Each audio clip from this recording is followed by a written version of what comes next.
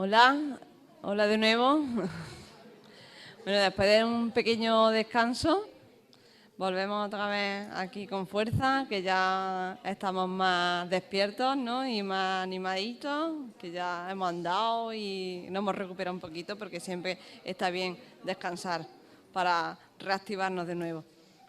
Bueno, pues ahora me toca presentar a una parte esencial por la que estamos aquí. Además, es que si no, sin esta parte, nosotros y nosotras no estaríamos hoy. Estamos por ella y por ella. Y nos preocupamos de esta parte de nuestro triángulo, ¿no? Como yo digo, de alumnado docente y alumnado. Tenemos hoy a Andrea González Henry y os voy a contar un poquito de ella. Es estudiante de Psicología de la Universidad de Valencia. Comenzó en el movimiento asociativo de estudiantes hace sobre unos 5 años en la Federación de Estudiantes de Valencia y en la actualidad es presidenta de CANAE. Tengo también la suerte de que mi hijo también comparte espacio con ella y me gusta. Es más, ya trataremos también de bajarla también por Jaén. Bueno, a través de CANAE también participa en el Consejo Escolar del Estado y en el Consejo de la Juventud de España. También participa en la Plataforma de la Infancia y en la Organización Europea de Estudiantes.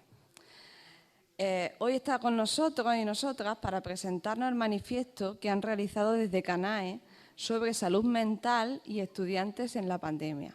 Así que pues ya os dejo con ella y que empiece.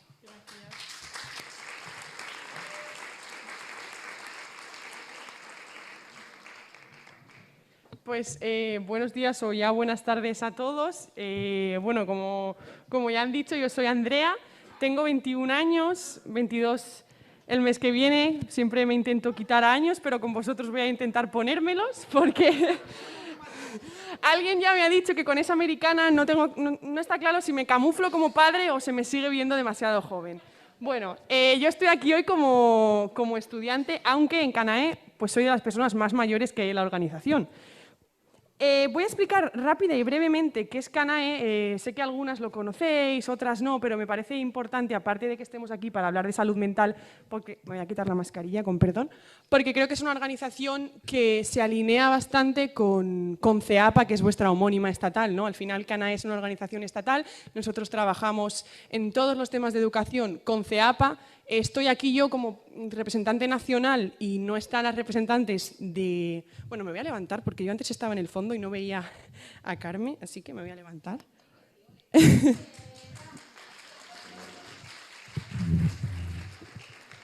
Entonces, como os decía, no están aquí de la Federación de Estudiantes de Andalucía porque está todavía en construcción.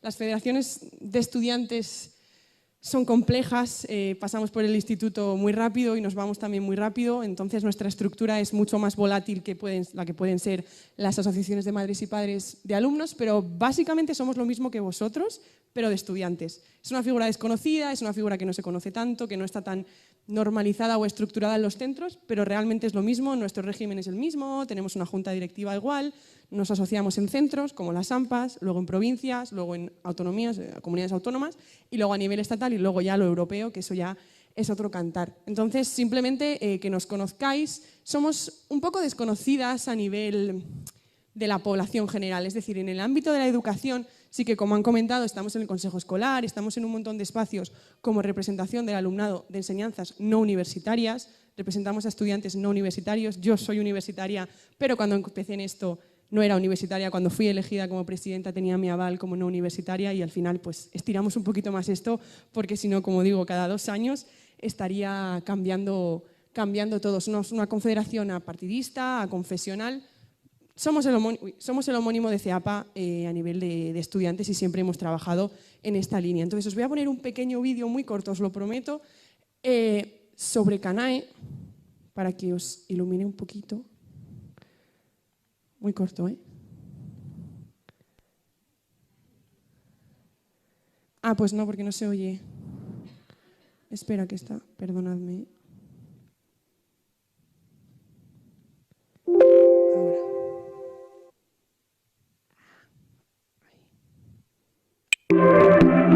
¿Conoces CANAE? Somos una organización independiente, formada íntegramente por y para estudiantes de ESO, bachillerato y formación profesional.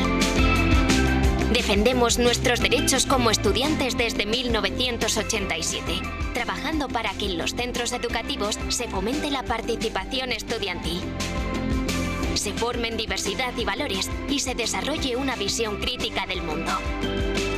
En definitiva, trabajamos para que los y las estudiantes seamos protagonistas de nuestra educación. ¿Alguna vez has pensado que no se escuchaba tu voz? Tu opinión es importante. La participación estudiantil da voz al alumnado para mejorar nuestra educación. ¿Hay cosas en tu centro que no te gustan? Empodérate. Participando aprendes cómo. En nuestras actividades y encuentros adquirirás herramientas que podrás aplicar en tu día a día. ¿Piensas que tu educación es solo ir a clase? Amplía tus horizontes. Participa más allá de tu instituto y transforma tu realidad junto a personas de tu comunidad autónoma, de toda España o incluso de Europa. Si quieres saber más sobre nosotros, visita nuestra página web y síguenos en nuestras redes sociales. Sé protagonista de tu educación.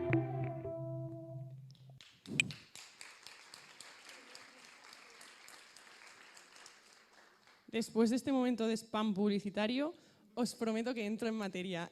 Bueno, vamos a hablar aquí, como ya llevamos toda la mañana, toda la tarde de hoy y todo el día de mañana, salud mental, estudiantes y pandemia. Aquí he hecho un pequeño resumen, aunque seguro que todos lo sabéis, de sobra sobre dónde está ubicada la salud mental o bienestar emocional, esto que tanto se habla ahora, ¿no? Como veis aquí, pues según la Organización Mundial de la Salud a secas, ¿no? La salud mental es un estado completo de bienestar físico, mental y social y no solamente la ausencia de afecciones y enfermedades. Es decir, que esto implica que la salud mental es salud, no es algo aparte, no, la salud mental no es algo que va aparte de la salud, no, la salud mental forma parte de la salud.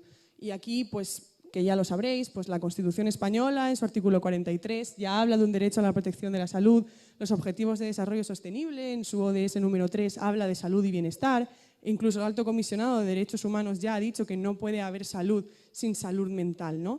Es verdad que ahora, para visibilizar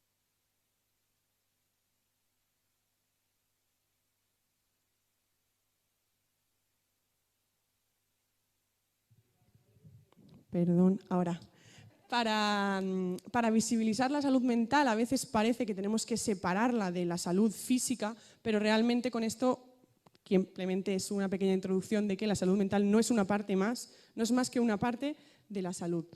Un par de datos que seguro que también habéis oído, pero la población de entre 15 y 19 años, la depresión es la cuarta causa principal de enfermedad y discapacidad, la ansiedad es la 9ª causa principal de enfermedad y discapacidad y el suicidio es la 3ª causa de muerte, primera causa de muerte no natural. Sé que son datos duros, sé que los hemos visto en la televisión, en los medios de comunicación. A veces es complicado hablar de estas cosas, pero es una realidad, ¿no? Es la realidad de los jóvenes, en este caso de los estudiantes, pues que la mayoría de nosotros y de nosotras también somos jóvenes. Ahora entramos ya en materia, ¿no? Y vamos a hablar un poquito del COVID. Pues allá hace más o menos 2 años llegó la pandemia que todos conocemos, nos encerramos en casa, estuvimos medio curso, un poquito menos de enseñanza completamente online, que todos y todas habéis vivido con vuestros padres, con vuestros hijos, perdona, no hace falta que os cuente qué fue. Luego empezamos un nuevo curso escolar en el que parecía que se había cambiado alguna cosa, pero realmente todo seguía parecido, semipresencial. Íbamos una semana sí, una semana no, algunos un mes sí, un mes no. Bueno, una situación un poco extraña que pues trastocó nuestra vida, ¿no? La de los padres y madres, la de los profesorados y la de los estudiantes. Aquí, para entrar un poco en materia en lo que es el manifiesto, me gustaría que contestarais una pregunta que hicimos ya a estudiantes durante la pandemia, y de eso hablaremos ahora. Hicimos un informe sobre salud mental en estudiantes, ¿vale? Hicimos una pregunta muy sencilla que lanzamos por medios de comunicación a los estudiantes directamente, que era: si tuvieras que describir tu estado de ánimo, tu estado mental durante el confinamiento en relación a tus estudios en una palabra, ¿cuál sería? hicimos esta pregunta. No os voy a hacer spoiler de lo que contestaron, porque antes de eso quiero que si por favor los que tenéis móvil a mano os metáis en www.menti.com, si ponéis Menti os va a salir, ¿vale? Os va a salir, ponéis Menti y os va a salir. Y vais a tener que meter un código, que es el que está allí arriba. Ahora lo digo también, pero os dejo tiempo que entréis en Google y pongáis Menti, Mentimeter. Os saldrá una de las dos cosas. ¿Vale? Y arriba os pondrá, ingresa tu código 63684161. Tenéis arriba el código. Dejo un ratito, que sé que... Yo no lo quería decir, pero que sé que cuesta un poco a veces. Os metéis en Google, ponéis Mentimeter y en la primera web que os sale os saldrán como letras, pero arriba pone ingresa tu código, igual está en inglés, enter your code y ponéis el código que está ahí arriba, 63684161. Si alguien no puede, no os preocupéis que no es de vital importancia. Ah, sí. Antes de que empecéis a contestar, que no pasa nada, los que hayáis empezado a contestar, pero me gustaría que contestarais esta pregunta en relación a vuestro estado de ánimo, no el de vuestros hijos o vuestras hijas, porque quiero que lo comparemos con lo que contestaron los estudiantes. Si tuvierais que la pregunta está cortada, pero si tuvierais que describir vuestro estado mental durante el confinamiento en una palabra, porque solo os deja incluir una palabra, 2 como mucho, ¿qué contestaríais? Y en la pantalla van a ir saliendo todas vuestras respuestas. Dejamos un tiempo, han contestado 19 personas y subiendo. Y ahora lo compararemos con la misma pregunta que hicimos a los estudiantes. No pasa nada si alguien no puede, repito. Por ahí vemos, el tamaño indica cuanto más grande, más veces se ha contestado esa palabra. Como veis, incertidumbre es la más grande, es la que más veces habéis puesto. Inseguridad, agobiada, agobiado, agobio, estresado. Vemos algunas más pequeñas, precario, preocupación, desbordado. Se me van cambiando y es un poco complicado. Encerrado, ofuscado, desbordado, angustia. Bueno, veo que ninguna positiva, ¿eh? No es una novedad. ¿Hay alguna? Ah, feliz, ¿vale? ¿Vale? Me da un poco de esperanza. ¿Alguna más positiva? Afortunado. Es verdad que el confinamiento trajo cosas positivas a muchas familias. Vale, más o menos. Habéis contestado 60, muy rápidos. Pues esto es vuestra relación. Sé que ahora ha pasado ya 2 años y está un poco sesgada la respuesta, pero bueno, en su momento nosotros en plena pandemia hicimos la misma pregunta a los estudiantes. Antes de que veamos las respuestas, os paso para que contestéis a la segunda pregunta, que también compararemos con la respuesta que dieron los estudiantes. Paso, ¿vale? ¿Alguien? No, paso. Y ¿estás preocupado? Vamos a hablar en el pasado, vamos a hablar en pandemia, ¿vale? ¿Estás preocupado por la salud mental o bienestar emocional de tus hijos o hijas durante el confinamiento, durante este momento que vivimos?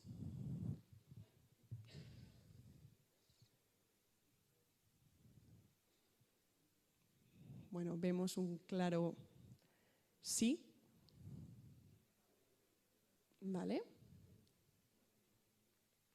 Vale, pues podéis seguir contestando. Ahora vamos a ver lo que contestaron, ¿no? ¿Por qué os enseño lo que contestaron los estudiantes en su momento? Porque fue ahí como organización, con ese sondeo que hicimos, con esa encuesta, cuando empezamos a trabajar en el manifiesto, que luego hablaremos de salud mental, y cuando empezamos a trabajar más profundamente esta problemática. CANAE antes de la pandemia ya hablaba de salud mental, de bienestar emocional, no es algo que venga de nuevo, es algo que se ha agravado ahora por la pandemia, pero ya hablábamos de esto, no teníamos espacios en el aula donde aprender, donde formarnos, no estaba incluido en el currículum. Nuestro orientador o orientadora era una figura que te decían que existía, pero muchos no lo conocíamos. Entonces al final era algo que siempre trabajábamos, pero que parecía que no calaba. Encontramos el momento después de la pandemia con el discurso, con el auge, ¿no?, del discurso de la salud mental, de introducir nuestro punto de vista. No estoy diciendo que fuera algo positivo lo que produjo la pandemia, pero sí que debido a esta situación hemos conseguido mucho más que en todos los momentos previos a la pandemia en esta problemática. Entonces, volvemos aquí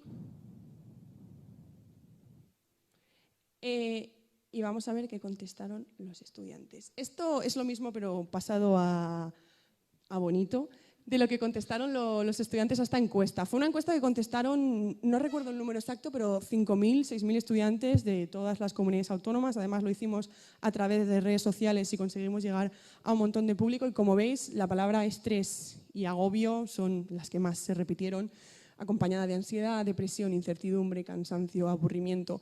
No son muy diferentes a vuestras palabras, si os fijáis. Es cierto que aquí no hay ninguna positiva, y en su momento prácticamente no había palabras positivas.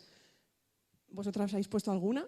Pero con esto quiero mostrar que la realidad del confinamiento no fue muy diferente de familias a estudiantes. Se habló durante toda la pandemia de lo mal que estaba la sociedad en su conjunto, también de muchos factores negativos, pero nunca se puso mucho el foco en qué estaba pasando con los estudiantes. Y los estudiantes al final éramos un estamento, somos un estamento más de la sociedad, pues también estábamos igual que el resto de la sociedad, mal, ¿no? Y mientras los bares, cuando ya empezamos en el desconfinamiento, los bares estaban llenos y hubo un momento y un momento que también son necesarios, pero mientras eso estaba pasando, las bibliotecas de los coles estaban cerradas, en el patio no podíamos salir de clase porque no nos dejaban juntarnos con otros grupos, las actividades extraescolares desaparecieron y algunas todavía no han vuelto a aparecer, ya no hablamos de excursiones o de ir a el zoo o a la Facultad de Química a hacer un jaboncito, o sea, de eso ya no hablamos porque hace 3 años que desaparecieron y no sabemos cuándo van a volver. Y con esto quisimos poner el foco en eso, ¿no? En nuestra realidad. Es decir, se está hablando mucho de confinamiento, se está hablando mucho de brecha digital, que por supuesto fue un problema que nosotros hablamos y abordamos, no solo de brecha digital de acceso, sino pues que no era lo mismo yo, que por suerte tuve un ordenador para mí sola durante toda la pandemia, que mi compañera que compartía el ordenador con su hermana, su padre que teletrabajaba y su hermano pequeño que quería ver Bob Esponja. Al final era complicado y centramos todo el discurso en esto, pero al final nos dimos cuenta que había que afinar el tiro, ¿no? No podíamos hablar de todo, de brecha digital, de salud mental, de deberes, de la cantidad de deberes durante la pandemia. Entonces, bueno, en nuestros procesos internos como organización, en nuestros encuentros, dijimos, bueno, pues vamos a centrarnos en este tema que yo creo que es el que está ahora, en el que más necesitamos y sentimos que tenemos que poner el foco. ¿Qué hicimos también a raíz de esto? Uy, si tengo esto aquí. Bueno, otra pregunta que hicimos así rápida y es ¿cuántas horas de media consideras que has pasado durante esta cuarentena en el ordenador? A los mismos estudiantes contestaron un par de preguntas. Bueno, como veis, el 23% contestó de 9 a 10 horas, el 22%, es que no lo vais a ver muy bien, perdonadme, el 22% de 7 a 8, 19% de 5 a 6, 11 más de 10 horas, etcétera. Luego preguntábamos de todas estas horas cuántas han sido empleadas para actividades únicamente relacionadas con los estudios, porque es verdad que durante la cuarentena se mezclaba un poco todo lo que era estudios, lo que era no, estabas todo el día con el ordenador y era un poco complicado. Y bueno, surgió una media de 5 horas al día. 5 horas al día en el ordenador haciendo única y exclusivamente cosas relacionadas con el instituto, ya sean las clases online, los trabajos, etcétera. Esto os lo he puesto solo como información. Bueno, pues entonces llegamos aquí, ¿no? COVID-19 y estudiantes. Al principio era, uy, qué bien, 2 semanas de vacaciones. Spoiler, eso no fue así. A las 2 semanas, bueno, al mes nos dimos cuenta y esto es algo que yo he valorado siempre mucho, que los estudiantes siempre hemos pedido la vuelta y la presencialidad. Y siempre se ha dicho que es que nosotros queríamos vacaciones y que estábamos mejor en casa, ¿no? Es algo que la verdad que nosotros y nosotras hemos escuchado mucho en los medios de comunicación. Y la realidad de CANAE, de mi organización y de todos los estudiantes que formaban parte de ella no era esa. Fuimos los primeros en luchar por la presencialidad y por volver a las aulas lo antes posible. Aquí, bueno, pues un poco, ¿no? Todo lo que nos llevó de una viñeta a la otra, ¿no? El aislamiento, los deberes, el aburrimiento, la incertidumbre, ya hemos hablado. Y aquí simplemente otra vez volvíamos, ¿no? Cómo nos ha afectado la pandemia y durante la cuarentena la mitad de las participantes de nuestro estudio mostraban un deterioro de su salud mental y casi un 25% un impacto psicológico moderado o severo con especial incidencia en sensibles al impacto de la pandemia en los estudiantes más jóvenes y en las mujeres o la población con menos ingresos económicos, porque son variables que también tuvimos en cuenta en nuestro estudio. Con esto, ahora cuidado que esta diapositiva cuesta un poco de entender, Hicimos otro estudio, ¿no? Estábamos a tope con los estudios, la gente nos contestaba en Instagram, decíamos, tenemos un montón de público, vamos a hacer otro. Hicimos uno en el que preguntábamos únicamente por preocupaciones. Esto fue en el inicio del curso escolar siguiente a cuando empezó la pandemia, es decir, el 2021. Ya había comenzado un nuevo curso, ya veíamos un poco de aire fresco y dijimos, ¿cuáles son vuestras preocupaciones? Y pusimos un montón de ítems. Sabéis que estaba todo en tema del auge de la LOMLOE, pues era un ítem, salud mental, igualdad de género, deberes, evaluación, que la mayoría de gente estaba súper agobiada con cómo se les iba a evaluar, cómo iba a afectar esto a su prueba de acceso a la universidad. Habían, creo que en total, 15. Vale, pues la salud mental fue, por supuesto, la número 1 con un 72% de elección. Un 72% de los estudiantes que contestaron a nuestra encuesta, que participaban en el estudio, pusieron la salud mental como primera prioridad. Lo que más preocupadas estaban eran por su salud mental. Y ahí fue cuando hicimos el doble clic de, bueno, es que ya no hay más evidencias. Esto es así y esto está ocurriendo. ¿Qué podemos hacer en base a esto? Elaboramos un documento, un informe, en el que recogíamos al principio estas 5 medidas, ¿no? Que nosotros como estudiantes pedíamos. Pedíamos implementar la figura del psicólogo escolar en los centros educativos, pedíamos garantizar salas de estudio, bibliotecas, para que los estudiantes pudieran disponer de ellas con medidas de seguridad, evidentemente, con mascarilla, con ventilación, pero que estuvieran abiertas. Fomentar otros tipos de ocio, ¿no? Que parecía que al acabar la pandemia pues los bares estaban abiertos, algunas discotecas, pero bueno, otros actos de ocio, el teatro, o a lo mejor los centros juveniles, etcétera, con otras actividades todas cerradas. Aumentar la plantilla de orientadores para que por lo menos se pueda hablar de lo que dicen la media de un orientador cada 200 estudiantes. Ay, perdón, es que hablo muy rápido, lo siento. Voy a ir más lenta. Es que como esto luego está explicado en el segundo informe con cada medida y la vamos a ver, esto es como que luego lo desarrollamos más. Bueno, como comentábamos, aumentar la plantilla de orientadores. Esto lo pedíamos nosotros, los estudiantes. O sea, sé que las familias lo habéis pedido, sé que incluso el colectivo de orientación, el profesorado, es algo en lo que todos coincidíamos. Creo que nadie vio a su orientador o orientadora durante la pandemia. De verdad, hay estudiantes que no saben quién es, que lo ven por los pasillos y no saben quién es. Con esto, por supuesto, no culpo a los orientadores y orientadoras de los centros, culpo a las ratios que tienen, ¿no? Un orientador por cada centro puede estar bien en centros que tienen 200 estudiantes, 300, pero en los que tienen 800, 900, incluso hay centros que comparten un orientador entre 2 centros. Todo esto, para que entendáis un poco el proceso, salía directamente del grupo que nosotros de trabajo que hicimos de los estudiantes, de, bueno, vale, ¿qué necesitamos? O sea, esto salió directamente de estudiantes de ESO, bachillerato, formación profesional, etc. Y la última, pues incluir en el currículum contenidos relativos a educación emocional. Como veis, la primera preocupación fue esta, trabajamos todas otras, en el informe que luego, si queréis, os lo puedo hacer llegar sin problema, trabajamos y hay propuestas sobre cada preocupación, pero bueno, esta fue la que más nos preocupó. Y aquí para ya cerrar todo lo que es pandemia y ya empezar con el no informe, con quién lo apoya, por qué lo apoya y qué pedimos, os voy a poner un pequeño vídeo, también muy corto, os lo prometo, que le va a gustar especialmente a Belén, que hicimos durante la pandemia para que veáis un poco también pues nuestra situación contada por nosotros. Estos son estudiantes que participaron en la campaña que hicieron, bueno, ahí lo veis, vídeos a modo youtuber, ¿no? Se grababan qué hago en un día, todo eran deberes, ya os lo digo yo. De 8 a 9 biología, de 10 a 11 historia. El resumen de los vídeos es ese. Y os voy a poner el resumen que hicimos para que cerrar esta etapa, ¿no? Ya de COVID y dejar de hablar de COVID en la presentación. Otra vez, no tengo audio. Ah, no, porque no hay audio.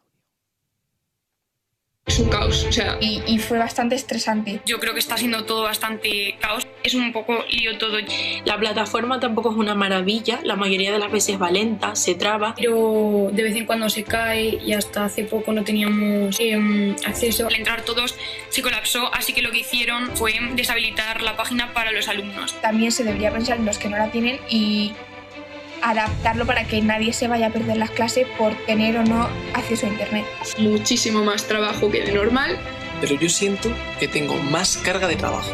Me da la sensación de que se nos está sobrecargando de tareas. Explicaciones, ir a la taquilla y cosas esas, se pierde bastante tiempo. La verdad es que me deja súper agotada. O sea, ha sido aprender por mi cuenta. Nosotros nos tenemos que buscar nuestra vida para poder conseguir sacar el trabajo adelante. Estoy haciendo lo que puedo.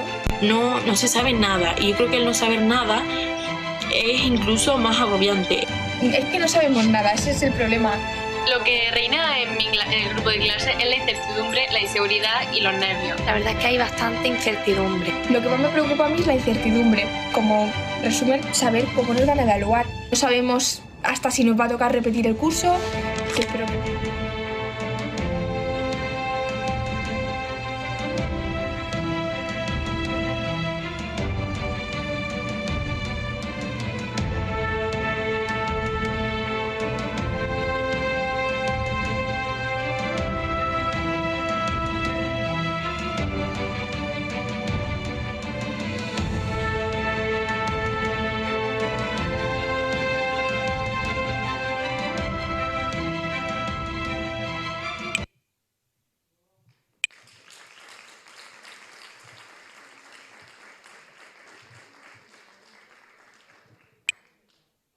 Y os he puesto este ejemplo porque sé que muchos os habéis sentido completamente identificados, sé que era la realidad de muchas familias y nosotros lo vivimos desde este punto de vista, añadiéndole que toda la culpa de los contagios eran nuestras, por supuesto, que todos los rebrotes eran por la gente joven, que no teníamos que salir, que ver a nuestros amigos estaba mal. Nuestro día a día era ir a clase y volver a casa. Algunos tenían alguna actividad extraescolar con suerte, los que tenían mucha suerte, y al día siguiente hacer lo mismo. Entonces, fue una situación dura. Ahora vamos a pasar a la parte bonita, ya os lo prometo. Y como organización nos dimos cuenta pues, que no se estaba hablando lo suficiente de nuestra realidad, que los únicos que estábamos hablando de esto éramos nosotros, y que no se contaba con nuestra opinión en muchos espacios, porque terminó el curso nuevo, empezó el siguiente, ¿no? Que ya era semipresencial, y nosotros decíamos, bueno, ¿habremos aprendido de esto? No. Nadie, absolutamente nadie, y no hablo, estoy generalizando mucho, por supuesto, esto no es la realidad de todos los centros, pero la de muchos, ni a nivel macro, es decir, el ministerio a la organización, ni a nivel micro los centros, nos preguntaron a los estudiantes, oye, ¿cómo habéis visto este curso? ¿Os ha gustado el sistema que hemos usado? ¿Si os ocurre otro, vosotros que estáis más metidos en este tema de las tecnologías, que podamos usar? No hubo ese feedback. Entonces empezamos un curso probablemente repitiendo errores que se podrían haber mejorado con una simple conversación entre quizá el profe concreto y el estudiantado o el jefe de estudios, la jefa de estudios, me refiero. Aquí, como no había nada regulado, cada centro, desgraciadamente, se tuvo que buscar un poco la vida. Pero no hubo ese proceso, ¿no? Y aunque estamos hablando de salud mental, pongo el hincapié en esto, porque, y lo habéis comentado, yo por eso también agradezco mucho a CODAPA la invitación y sobre todo a CEAPA el trabajo que tiene con las organizaciones de estudiantes, porque lo habéis dicho, o sea, al final la educación, o sea, somos los protagonistas de nuestra educación y eso es así. Y las familias y el profesorado son una parte fundamental, que por supuesto tienen que estar representadas a más no poder, pero eso no quita que nuestra realidad nadie la conoce más que nosotros. Entonces, muchas veces, por inercia, sobre todo con este tema de cómo lo pasamos en la pandemia, caemos un poco pues, en la inercia de bueno, volver a continuar y no pararnos realmente, ¿no? A decir, oye, pues a ver qué nos dicen.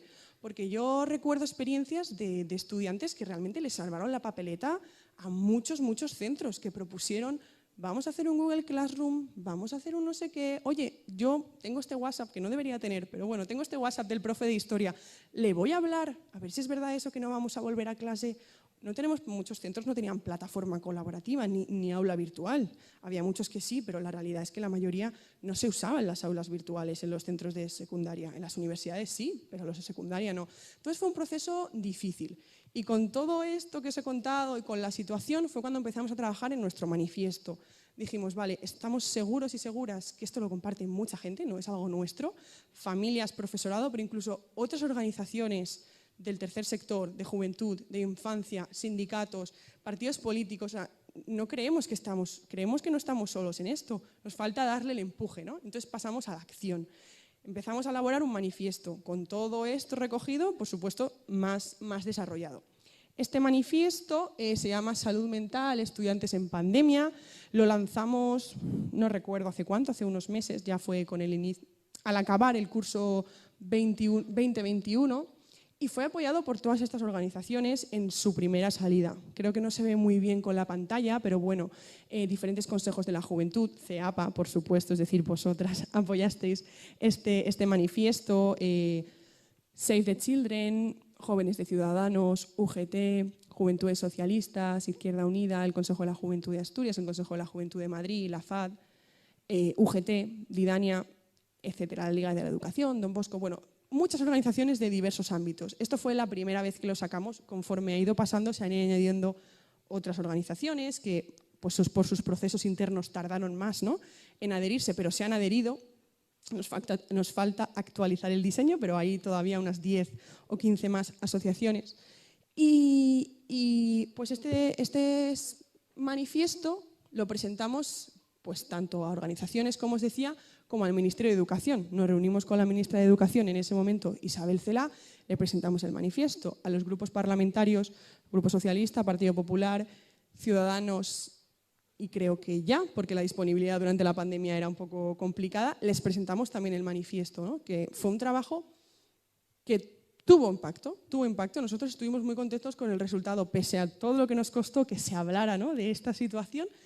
Conseguimos materializarlo en este manifiesto y conseguimos que tantas organizaciones lo firmaran y que tantas administraciones o personas que dirigen este país nos hicieran caso. Ahora vamos a hablar un poco de las propuestas que incluíamos en este manifiesto. Aparte de una visión general de la situación, como os he comentado, datos, ya sabéis cómo funcionan los manifiestos y los informes, pasamos a una parte de propuestas, ¿no? Vamos a hablar un poquito de las propuestas que están mucho más, como veis, explicadas y desarrolladas que las del primer manifiesto, que era mucho más general, primer informe. Aquí ya nos centrábamos solo, única y exclusivamente, en salud mental y bienestar emocional. La primera propuesta era, por supuesto, incluir en el currículum educativo contenidos en materia de educación emocional, así como charlas, seminarios, incluir actividades en el PGA, en el programa general anual del centro, ¿no?, que aparte de estar o no, que no lo encontramos actualmente, o no al menos con la frecuencia que deberíamos, en los libros de texto, en nuestras asignaturas, en nuestro día a día, aparte de incluir en ese currículum, que el centro se esforzara en implementar otras actividades, ¿no?, pues como hemos hablado, charlas, actividades dentro de esa memoria. Esa fue la primera en la que, por supuesto, todo el mundo... De hecho, os tengo que decir que es la primera vez, creo, en la historia de CANAE que presentamos algo y que no hemos encontrado a nadie que esté en contra de absolutamente nada de lo que pedimos. Siempre tenemos pues, nuestros rifirrafes, pues al final pedimos más y nos dicen esto no puede ser, estáis pidiendo demasiado, pero bueno, nosotros siempre lo pedimos. En este caso no hay ninguna organización en la que hayamos contactado que nos haya dicho yo no me puedo sumar por esta medida, yo no estoy a favor de esta medida, ni ningún partido político con el que nos hayamos reunido que nos diga no estoy a favor de lo que decís. Otra cosa es que luego, por X motivos, se ejecute o se desarrolle de una manera o de otra, pero hemos encontrado total aceptación y todo el mundo está de acuerdo. La segunda medida era potenciar el trabajo en red entre centros educativos y entidades sociales de infancia, organizaciones, es decir, bueno, esto no hace falta que os lo diga, estamos aquí todas que venimos de organizaciones y entidades. Al final somos un pilar, las AMPAs, asociaciones de estudiantes y otros muchos colectivos que mientras se consigue incluir esto, los centros pueden suplir, ¿no?, un poco lo que es esa falta de contenido y se pueden dar un montón de charlas, un montón de actividades, un montón de talleres en los centros que directamente se organizan por estas organizaciones que no cobran nada, no son empresas y que son muy útiles tanto para la organización que puede darse a conocer y que puede como expresar su discurso entre ciertos colectivos como para el centro que simplemente tiene que contactar con la organización y la organización encantadísima de realizar un taller sobre bienestar emocional en cualquier centro. La tercera propuesta, por supuesto, muy general, pero teníamos que incluirla, aumentar el número de psicólogos en el Sistema Nacional de Salud. Creo que no hace falta hablar mucho sobre esto, creo que los psicólogos que disponemos actualmente en el Sistema Nacional de Salud son excesivamente pobres. Al año más o menos se convocan unas 100 y pico plazas del PIR, del psicólogo interno residente. Por supuesto, luego nos centramos en otro tipo de psicólogos, pero lo que hablamos del Sistema Nacional de Salud, no podemos pedir una mejora de nuestra salud mental sin incluir más psicólogos en general en todos los aspectos de nuestra vida, pero aquí en el más central, ¿no?, el Sistema Nacional de Salud. Garantizar el asesoramiento psicológico y en materia de salud, tal y como indica artículo XXX, para convirtiendo este servicio en un derecho efectivo que pueda acceder el estudiantado y toda la comunidad universitaria. Esto lo incluyeron las asociaciones que se unieron de materia universitaria. Lo incluyeron ellos como puesto, como punto, y ahí se quedó. Esto luego en otro punto está incluido en los no universitarios, pero al final es lo que hablábamos. La orientación actualmente no funciona. Los orientadores de centro, y hablo desde mi experiencia como estudiante y de prácticamente todos los estudiantes que forman parte de CANAE, hacen una charla de orientación en cuarto de la ESO en el que te explican las salidas laborales. Y eso es necesario, pero necesitamos algo más. Y ya lo han comentado antes compañeras, necesitamos otro tipo de figura. Necesitamos psicólogos educativos en los centros educativos que se encarguen de toda la parte emocional, de toda la parte de, oye, de tener a alguien al que acudir y decir, oye, es que no estoy bien, no me encuentro bien, no sé muy bien qué es, pero no me encuentro bien. Al final sabemos que la adolescencia es una edad complicada, que hay muchos estudiantes que no se sienten cómodos hablando esto con sus familias y es algo normal, es una realidad. No se sienten cómodos hablándolo con un orientador o orientadora a la que no conocen y acaban recurriendo a ese profe guay que les cae bien, pero que no es su tarea. Posiblemente ese profe guay no sepa cómo gestionar esto y al final está recayendo, ¿no? Como ese peso, esa responsabilidad en profesores que están súper comprometidos, que son muy cercanos a los estudiantes, que todos sabéis y seguro que todos conocéis y seguro que vuestros hijos e hijas os pueden decir un profe así rápido al que le contarían, ¿no? Un problema de este tipo, pero no es su responsabilidad. Necesitamos una figura que se encargue de eso, que tenga, por supuesto, formación para esto y que sepa qué hacer, porque al final pues, no es tarea de un profesor o de una profesora. Pueden ayudar en lo que pueden ayudar, pero necesitamos algo más. Y con esto viene relacionado este punto, ¿no? Implementar y aumentar la plantilla de profesionales relacionados con salud mental y emocional en los centros. Orientadores, que ya hemos hablado del ratio, pero psicólogos escolares, psicólogos educativos, educadores sociales, trabajadores sociales, profesorado de servicios en la comunidad, etcétera, ¿no? Y creo que esto es algo en lo que podemos coincidir todos y creo que es algo que se ha ido visibilizando con la situación. No es culpa de la orientación, no es culpa de los orientadores, es culpa de que no tienen las herramientas para hacer eso. Muchos orientadores no son psicólogos o psicólogas porque no necesitan la formación, entonces no estamos pidiendo que no haya orientadores en los centros. Que haya orientadores, que haya más, de hecho, que se reduzca el ratio de ellos y además que se incluyan otro tipo de perfiles profesionales que puedan ayudar en todo lo que estamos hablando, ¿no? Al final, alguien a quien acudir en el centro cuando hay un problema de convivencia. Sé que hay un plan de convivencia en los centros, o un plan de igualdad, que tiene que haber una persona que es la encargada de esto, pero nosotros sentimos que eso está muy alejado del día a día de los estudiantes. Sentimos que no hay alguien en quien realmente tú digas, oye, mira, es que me ha pasado esto, o he tenido este problema, o me siento así, o es que creo que tengo ansiedad. No lo sé, pero me suena. Y esto también va directamente relacionado con reforzar las dotaciones de los servicios de salud mental infanto-juvenil en general, ¿no? Con la suficiente financiación por parte de las administraciones para poder trasladar estas necesidades. Pero bueno, paso que esta es la que nos interesa.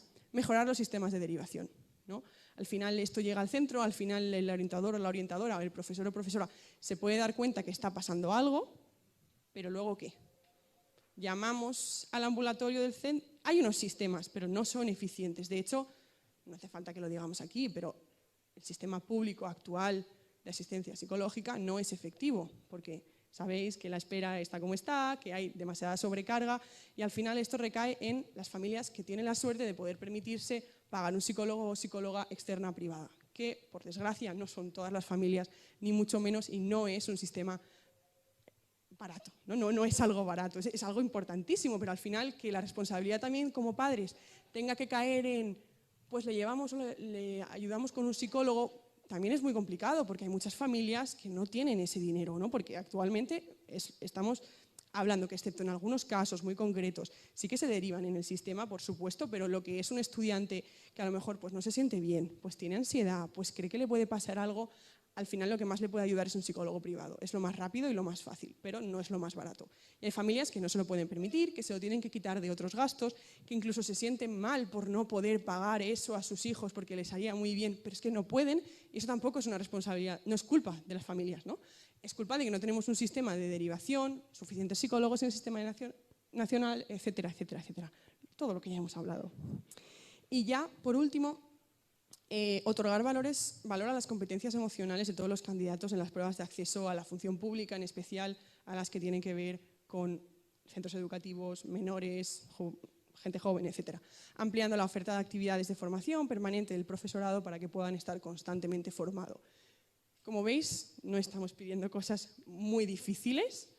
Es algo que, como os he dicho, ya se lleva pidiendo tiempo. Nosotros lo que hicimos es verlo desde nuestro punto de vista y unirlo todo para que estuviera todo junto, ¿no? Para que luego no hubiera excusas. Mira, es que lo tienes aquí. Si lo quieres hacer, son 3 folios.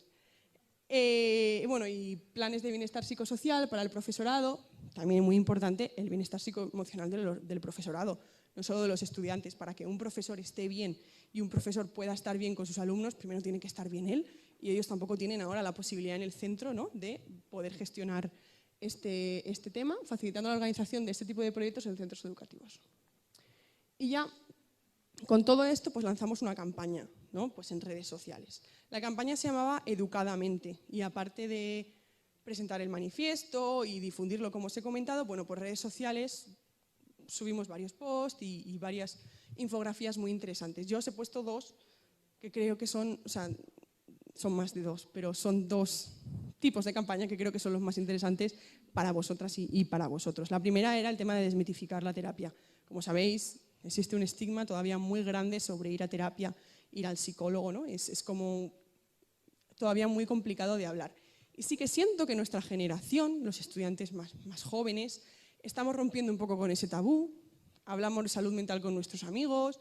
Tengo amigas que dicen abiertamente, oye, pues yo ayer fui al psicólogo y me quedé destrozada. Ay, pues a mí me fue genial. O sea, creo que es algo de lo que estoy muy contenta también como formar parte de esta generación, porque creo que es algo que estamos haciendo muy bien. Y cuando hacemos las cosas mal hay que decirlas, pero cuando las hacemos bien también. Y a veces sí que es verdad que nosotros sentimos que con las generaciones más mayores cuesta más. Es más complicado, no nos sentimos con la tranquilidad de poder decir a tu madre o a tu padre, oye mamá, es que necesito un psicólogo, ¿no? Porque seguimos pensando que el psicólogo pues es algo que ahora hablaremos aquí. Entonces, la primera cosa, me sentaré en un diván. Esto lo lanzamos por redes sociales, lo enviamos a organizaciones, pero os lo he puesto aquí porque creo que también os podía ayudar a vosotros. Si es tu primera sesión, no hace falta que te busques un sofá que sale en las películas, eso no va a pasar, te vas a sentar en una silla y vas a hablar con una persona posiblemente de cosas que no te esperabas que tendrías que hablar en tu primera sesión. No necesito que nadie me diga lo que tengo que hacer, ¿no? Que se dice mucho, no quiero que nadie me diga lo que tengo que sentir o lo que tengo que pensar. Nadie te va a decir eso, nadie va a tomar decisiones por ti, te van a dar las herramientas para que lo puedas hacer tú, ¿no?, de la mejor manera posible y más objetivamente posible. Solo los locos van al psicólogo, que esta es la que más odio de todas, porque se ha creado un gran estigma, ¿no?, en cuanto a la locura. Aunque sí que es verdad que ahora solo los locos van al psicólogo, hay poca gente que piense eso. Hay mucha gente que va al psicólogo, mucha que lo dice y mucha que no lo dice. Incluso también mucha gente, pues influencers, streamers, personas que vuestros hijos, que mi generación ven al día a día, que son pues como sus nuevos referentes, lo dicen abiertamente, yo voy al psicólogo. Y cada vez estoy más contenta de que, bueno, por lo menos este mito está cayendo un poco, ¿no? Para desahogarme se lo cuento a un amigo. Vale, puede estar bien si te quieres desahogar de la pelea que tuviste ayer con tu hermano que te quitó el ordenador, pero los amigos no son psicólogos y tampoco tiene que caer en el peso de los hombros de los amigos. ¡Guau! Me ha contado esto, ¿ahora qué hago? ¿Se lo cuento a su madre? ¿Se lo cuento a su padre? No digo nada, se lo cuento al profesor. Es una situación también muy, muy complicada. Por supuesto, la 5, los psicólogos son unos charlatanes, sin entrar en la cantidad de información que deben tener para realizar la terapia. Esta formación es una formación científica, completamente rigurosa, y que aunque todavía está costando, y no es porque esté estudiando psicología, es porque todavía cuesta que se vea la psicología como una ciencia, ¿no?, rigurosa como otra cualquiera, porque tiene sus características, cada vez más sí que vamos cambiando esto. Y ya el último que os quería poner, que de hecho salió en la campaña enfocado directamente a vosotros y a vosotras, porque bueno, nuestro público en Instagram no son muchas madres y padres, son más alumnos, pero bueno, también la lanzamos. Y es ¿qué hago si mis hijos tienen problemas o qué puedo hacer? Por supuesto, desde un punto de vista de qué creemos que a nosotros como estudiantes nos funciona y nos va bien. No qué tenemos que hacer a nivel de asistir a un profesional, no asistir a un profesional, por supuesto, siempre que se pueda lo decimos, asistir a un profesional. Pero ¿qué pasa en casa, ¿no? ¿Qué hacemos en nuestro día a día? Los psicólogos no muerden, su trabajo no es jugarte, sino echarte una mano. Si tu hijo o tu hija necesita terapia, lo mejor es acompañar en el proceso. Perder el miedo, ¿no?, a los profesionales, perder el miedo a que pueda diagnosticar algo, pueda haber algo que a lo mejor no siempre es lo que deseamos para nuestros hijos, pero es la realidad. 2, hablar con ellos, dedicarles tiempo, escuchar de forma activa lo que dicen. Puede que no seamos comunicativos al principio o que a veces pues haya pequeños roces, pero sí que cuando nos sentimos seguros nos abrimos, ¿no? Y con esto, bueno, creo que va después, nada. Puede que tus problemas te suenen lejanos, pero escuchar y empatizar, yo sé que es complicado, yo sé que a veces yo le cuento cosas a mi madre que me dice, ¿y ese es un problema de verdad para ti? Digo, pues sí, mamá, pues es un problema. Yo ahora mismo, por suerte, no me tengo que preocupar de otras cosas, no me tengo que preocupar de pagar la luz, de que viene el seguro del coche, no me tengo que preocupar. Mis problemas son otros, ¿no? Entonces es como aplicar un poco la empatía de yo sé que las generaciones cambian, yo sé que las preocupaciones, aquí lo decimos en el paso 4, o expresiones a veces son muy diferentes, que decimos, quieres llamar la atención, ¿tú cómo te vas a poner eso? ¿Tú cómo vas a salir con esas zapatillas que son horribles a la calle, ¿no? O ese Ibai que no tiene ni idea de nada, ¿ese quién es? Mejor mira al hormiguero, ¿no? Que aprenderás más. Yo entiendo que es complicado. Pero hay que intentar no minimizar ni negar las emociones, ¿no? Al final, pues somos estudiantes, tenemos otra realidad y son problemas también para nosotros, te quiero decir, problemas que para mucha gente serán mínimos, pero para nosotros en ese momento pues son un mundo, ¿no? Potenciar su autoestima, no tirar por tierra, si no te gusta su ropa, la música o lo que hace, yo sé que las modas es algo complicado, de hecho me doy cuenta que me hago mayor porque empiezo a ver modas que digo, uy, esto no lo entiendo. Pero al final pues es buscar su proceso de identidad, de aceptación y ver, ¿no? De dónde encajan mejor y cómo se sienten mejor. Al final la autoestima es imprescindible para que un hijo, para que un estudiante pues tenga la capacidad suficiente de decir, me pasa esto, quiero hacer esto. Una buena autoestima es completamente necesaria, ¿no? Y ya, por penúltimo, bueno, seguro que a veces nos equivocamos, pero no olvidemos que aquí también a veces nos equivocamos todos nos equivocamos y también hacemos cosas bien, ¿no? Y muchas veces sentimos ay, mira, es que, voy a decir una tontería, ¿vale? Pero ha llegado mi madre y le recogió el sofá. Me dice que nunca recojo el sofá. Me dice que siempre tengo los cojines hechos un asco. Y hoy he llegado y le he puesto el cojín perfecto. Y ha entrado por la puerta y no se ha dado ni cuenta. Es que esto lo contaban cuando hacíamos la campaña.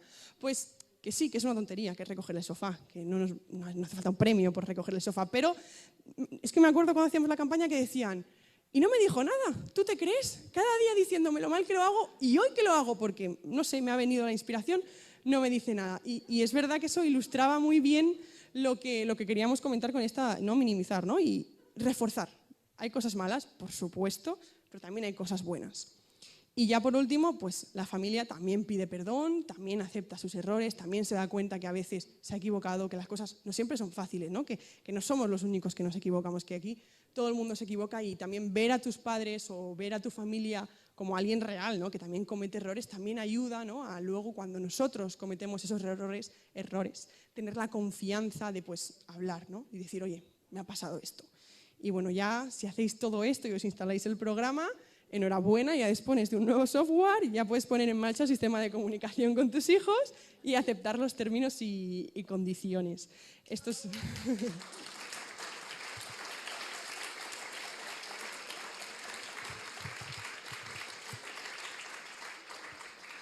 Y yo sé que he hablado de muchas cosas, no solo de salud mental, he intentado resumirlo todo un poco en esta situación, pero me parecía importante tener la oportunidad de estar aquí con vosotras, que al final pues todas tenéis hijos y hijas, que además son estudiantes, que conocierais un poco, ¿no? Nuestra organización y porque también os puede servir a vosotros, oye, pues tengo un problema, no sé a quién acudir.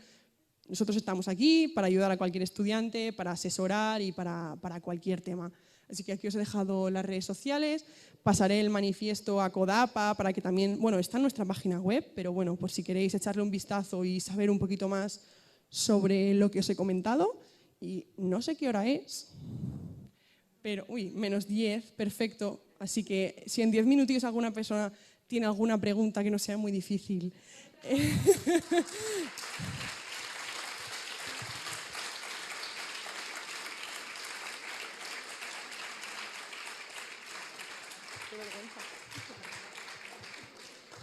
Pues eso, yo no os puedo contestar cosas tan interesantes como Carmen antes, pero cualquier duda yo os la resuelvo. Sí, y yo la hago sentada. Bueno, si no hay ninguna duda no pasa nada, ¿eh?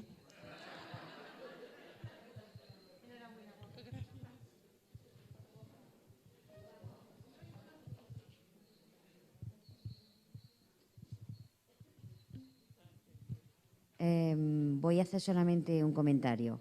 Yo cuando sea mayor quiero ser como tú.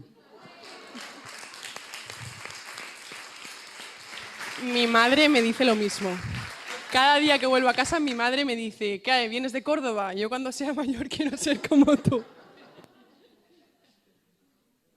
Bueno, pues si no hay ninguna duda ni nada, yo también me voy a quedar todo hoy, el paseíto de esta tarde y todo mañana también voy a asistir a las demás formaciones, así que cualquier cosa que me queráis comentar, mira, por allí he levantado una mano, pero me podéis pillar por banda y yo os contesto a todo.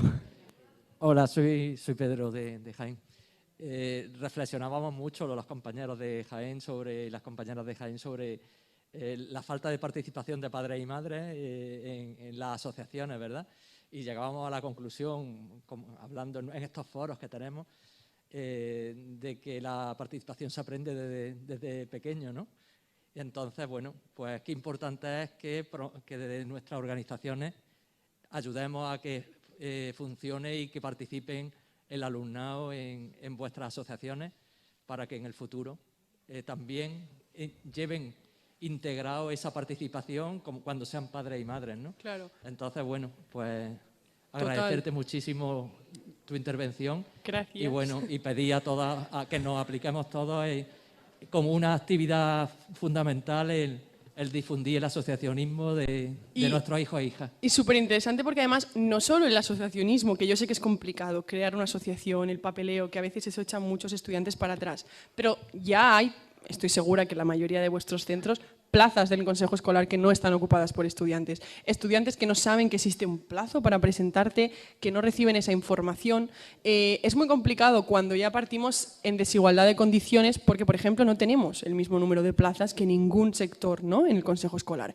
Y no hay ninguna propuesta que el alumnado haga que vaya a salir si no tiene a profesorado o padres y madres a favor. Esto es una realidad, porque nuestras plazas son menos que las de madres, padres, que las de personal de servicios, administración, etc. Entonces, no solo ya partimos en desigualdad de condiciones, sino que luego esas plazas no se llenan. Pero no es que no se llenen porque no, es que los estudiantes pasan de participar. A ver, hay estudiantes, hay de todo, pero muchas veces no hay esa información. O sea, yo tuve esa información con mucha suerte desde muy jovencita, porque vinieron de esta organización la gente que estaba antes que yo a darme una charla a mi centro y yo me empecé a implicar, pero si Canae no hubiera venido a mi instituto, yo no estaría hoy aquí y yo no habría sido consejera escolar, delegada, etcétera, etcétera. Entonces, por supuesto, lo que has comentado es importantísimo, ¿no? Educar en el ahora para que luego en un futuro, pues al final, la cultura de la participación influye en todo. Pero también centrarnos en el ahora, ¿no? Y mirar nuestros consejos escolares y decir, uy, es que si las plazas de los estudiantes no están ocupadas, pues quizás es por algo, ¿no? Quizás el centro no está haciendo una labor suficiente de promoción y difusión de la participación para que los estudiantes se enteren. Porque ya os digo que esto es algo completamente diferente, que yo a cada estudiante que voy o cada ponencia o lo que sea que doy, la gente me dice, ¡buah, es que ojalá yo hubiera conocido esto cuando estaba en el instituto! Es que es la frase que me dice todo el mundo. Pero es que no se conoce, porque no tenemos la suerte, que es verdad que vosotros tenéis esa suerte, de tener una estructura tan consolidada, ¿no?, y que tanta gente conozca ya las AMPAs. Puedes estar o no, pero ya la conoces. Pero la participación estudiantil es súper desconocida. Y luego, además, también hay mucha, por poner aquí la cuña, ya que estáis aquí madres y padres, también hay mucha reticencia de familias a que sus hijos participen, ¿no?, porque eso también implica saltarse clase. Yo, por ejemplo, ayer llegué y yo tenía universidad, yo me quedo hasta el martes porque tengo otras cosas que también tengo universidad, que por supuesto los estudios son lo más importante, pero participar en estos espacios también te ofrece herramientas, habilidades que no vas a aprender en clase. Yo no he aprendido a hacer presentaciones así en clase, ya os lo digo yo, que no he aprendido. Entonces, por parte de las familias y luego por parte de profesorado, que cuando tengo alguna cosa con profesorado siempre lo digo, la cantidad de pegas que me han puesto a mí con faltas de asistencia cuando tenía a lo mejor una reunión con el Ministerio de Educación, que yo decía, a ver, que yo no me estoy saltando un examen, pero que los Reyes Católicos los veo cada año, que yo hoy me salte la lección de Reyes Católicos para tener una reunión con X, porque claro, al final en Canae pues hay muchas reuniones, y me decía, se quedaba en blanco, claro, pero no me han aceptado a mí certificados, o me han puesto mala nota por faltar a clase, ¿no? Y me han dicho, mira, tú tienes un 7,6 y a todo el mundo le estoy subiendo a un 8, pero tú, como has faltado X clases, no te lo voy a subir. O sea, al final es responsabilidad de todos, pero también que pues simplemente que sepáis que esta realidad está aquí, que los estudiantes se pueden asociar, que igual a alguno de vuestros hijos le apetece crear una asociación de estudiantes, entrar en CANAE y ser el futuro presidente de la Federación de Estudiantes de Andalucía, y será maravilloso y faltará clase, pero aprenderá mucho más.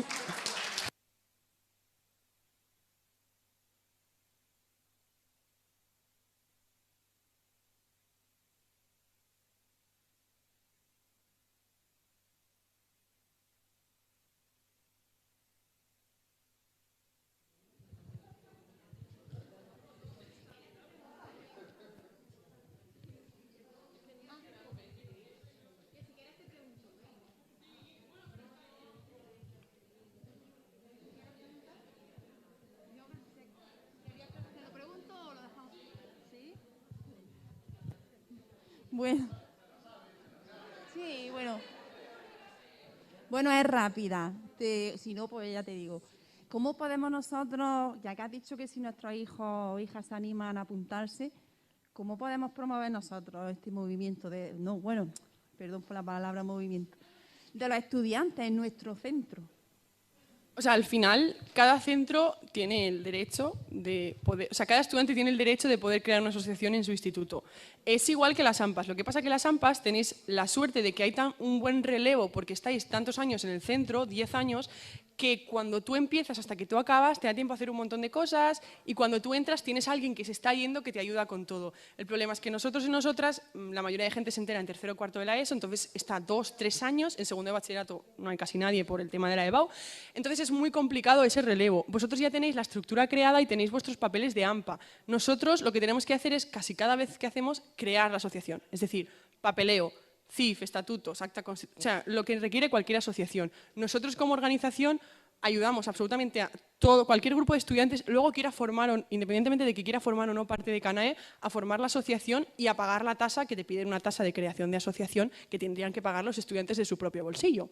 Entonces, todo eso nosotros lo ayudamos y luego ya es cada grupo de estudiantes, autónomamente, independientemente, el que decide. Oye, pues yo tengo una asociación de estudiantes que, por cierto, tiene una plaza en el Consejo Escolar. El centro que tiene una asociación de estudiantes tiene una plaza más para alumnos y alumnas en el Consejo Escolar, o decide hacer X actividad el día del libro o el día de San Valentín, o deciden hacer una ponencia sobre coeducación, porque hay centros que los estudiantes han organizado ellos una ponencia de coeducación en su instituto y ha venido todo el mundo. Entonces, yo creo que vosotros como familias, lo más importante que es lo que falta es el conocimiento. Es decir, muchas seguro que no conocíais qué es CANAE, que no conocíais lo que es una asociación y ese es el problema. Entonces, ahora que ya estoy aquí y que ya conocéis lo que es CANAE, cualquier duda que tengáis, cualquier información, oye, pues mis hijos o un grupito de 4 o 5 del instituto están pensando esto, ya os digo, no es nada, no es que luego tengan que estar sí o sí en CANAE, no, es que nosotros